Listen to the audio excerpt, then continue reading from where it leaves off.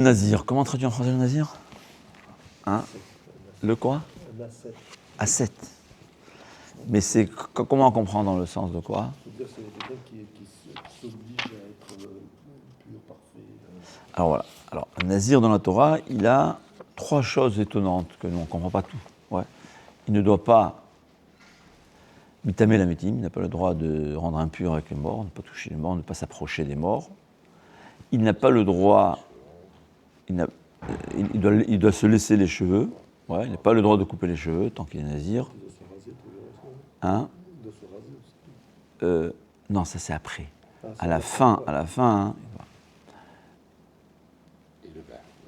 et le vin, mais même pas tout ce qui s'approche.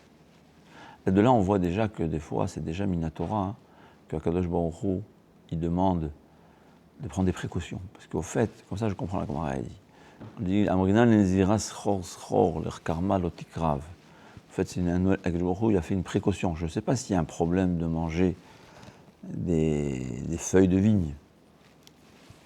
C'est pas. Mais apparemment, de s'éloigner de tout ce qui est du vin, ce qui était de la vigne, pour ne pas s'approcher. Comme ça, il n'y a aucun risque de boire du vin. Mais au fait, c'est quoi dans le sens? C'est un sens de s'approcher d'Hachem. Ce qui est étonnant, c'est qu'on voit qu'on lui reproche du fait qu'il s'est abstenu de boire du vin. Et il faut se décider, c'est bien ou pas bien. D'un côté, on le prend kadosh, il est saint. D'un autre côté, il ramène à la fin un korban. Alors, ce n'est pas tous les avis, mais certains avis. Il doit amener un korban pourquoi? Il s'est abstenu. Il a fauté. Quelle faute il a fait? Il s'est abstenu de boire du vin. Il faut se décider. C'est bien ou pas bien? C'est une boisson à chaud, donc c'est une boisson qu'on retrouvait sur le temple et tout ça. Donc, le vin, c'est principalement parce que ça a amené aux fautes. Ça a amené la faute. Parce que moi, il dit que quelqu'un qui a vu pourquoi Parashat Nazir est dans la Torah écrite à côté de l'adultère, pour nous dire si quelqu'un a vu un adultère, qui s'abstient, qui devienne nazir, il s'abstient du vin. Parce que le vin, en fait, c'est ce qui fait tourner la tête aux gens et il risque de fauter. Alors qu'est-ce que tu veux de lui? Alors, comment elle raconte qu'une fois, Rabbi Shimon n'a jamais mangé les corbanotes, les sacrifices d'un nazir. Pourquoi? Il dit parce que c'est un choté. Il y a deux interprétations dans la Gemara, mais une des interprétations, c'était un choté, ou bien parce qu'après il regrette. Mais sauf un cas. C'est quoi le cas? C'est une fois un jeune avec de beaux cheveux. Ouais. Il lui dit, mais c'est dommage, tu es nazir, maintenant, après, pour se purifier, on va te raser tête blanche. C'est pas dommage, de si beaux cheveux, de se faire tête blanche. C'était un chassid, apparemment. Ouais. Et les Sfaradim, même les Moukoubalim, ne se rasaient pas blancs.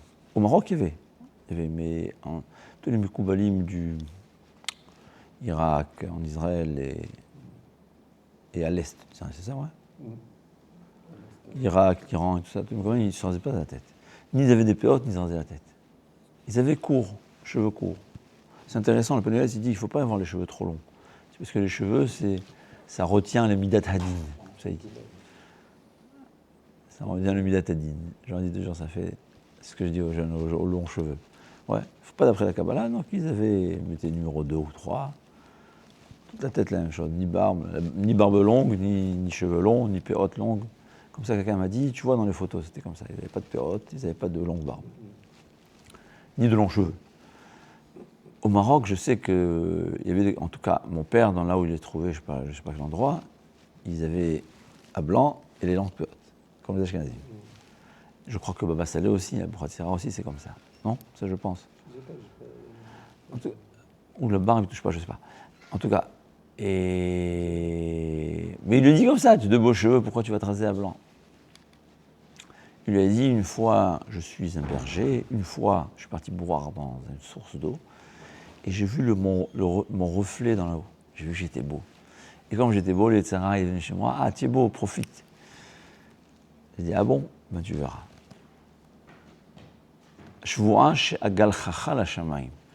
vais raser ses cheveux pour les offrir à Kadosh Baruch Hu, au lieu de faire de fauter avec les cheveux. C'est-à-dire, et ça c'est important à savoir, tout ce qui est Kedusha, tout ce qui est sainteté, c'est ce que le Messager Charim lui demande. D'un côté, on te dit qu'un homme sera puni pour chaque fruit qu'il n'a pas mangé, un beau fruit, c'est une halakha. Il y a des périodes où on ne peut pas dire Shechianu, c'est pas évident. Si j'ai un fruit que je vais rater Shechianu, tu as une obligation. Hachem, il t'a amené un nouveau beau fruit, tu es obligé d'en profiter. Et il y a une bracha spéciale sur ça, Shechianu veki emanu v'gianu. Ouais. Donc Hachem, il veut qu'on a du plaisir. D'un autre côté, on te dit il faut avoir le minimum de plaisir, il faut se décider. Hein. Quoi, qu'est-ce qu'il faut faire? La règle est simple, dit le Messager Charim. Tout plaisir qui t'éloigne d'Hachem est interdit. Tout plaisir qui est pour te sentir bien, c'est une mitzvah. Ouais. Quand quelqu'un il voit un nouveau fruit, il a envie de ce fruit. Qu'est-ce qui se passe? Si c'est un bon juif, merci Hachem. Ouais. Au contraire, Hachem donnait du plaisir pour qu'on le remercie. Mais dans le cas où le plaisir m'éloigne d'Hachem, c'est un problème. Quelqu'un va boire un peu de verre de vin pour s'ouvrir les esprits, mieux étudier ou mieux réagir, c'est permis. Mais en tant que plaisir recherché, comme on a dit, ça va arriver à la faute.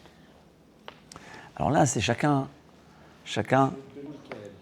selon son niveau.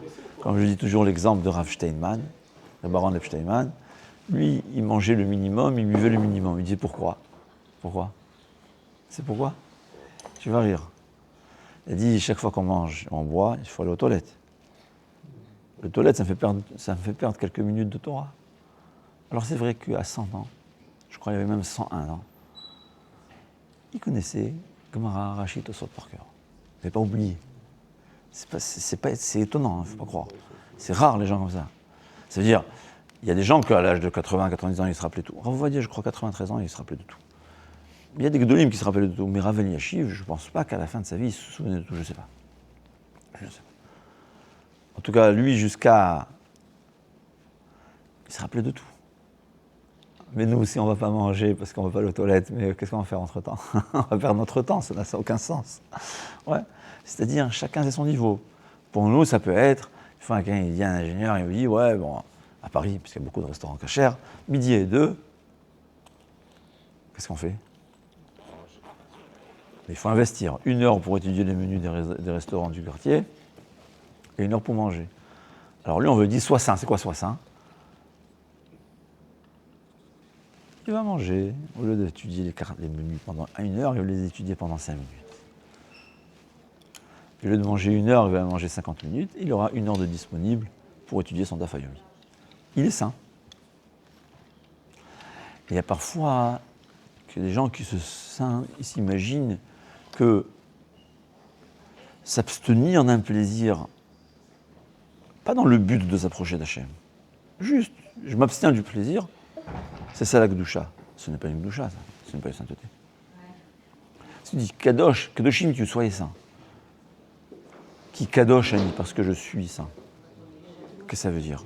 Le but de la sainteté, c'est de s'approcher d'Akadosh Baruch Hu. Mais une sainteté qui ne m'approche pas d'Akadosh Baruch Hu, ou parfois même m'éloigne, parce que des fois quand je m'abstiens, c'est pas de la Gdusha. Le même de Nazirim, il est Nazir, parce qu'il ressent que ça s'approche d'Hachem. Il y avait le Yetzer Hara, il a vu que le Yetzer Hara l'emporte, alors il s'est dit je vais offrir les cheveux à Kadosh Baruch Hu, comme ça, le Yetzer Hara il va me laisser tomber. Et il y a un autre qui a fait la... Ouais, non, ou les mazos, tu as raison. Ou bien, c'est à la mode, ben c'est bien. Alors, je suis un nazir, hein. Je me dis, j'ai pas besoin, c'est choté, tiens, fauteur. Alors, il a fait un vœu, il est obligé d'accomplir. Mais on lui conseillera de l'annuler, et au pire, il doit l'accomplir. Mais ça n'a pas aidé à se rapprocher d'Hachem.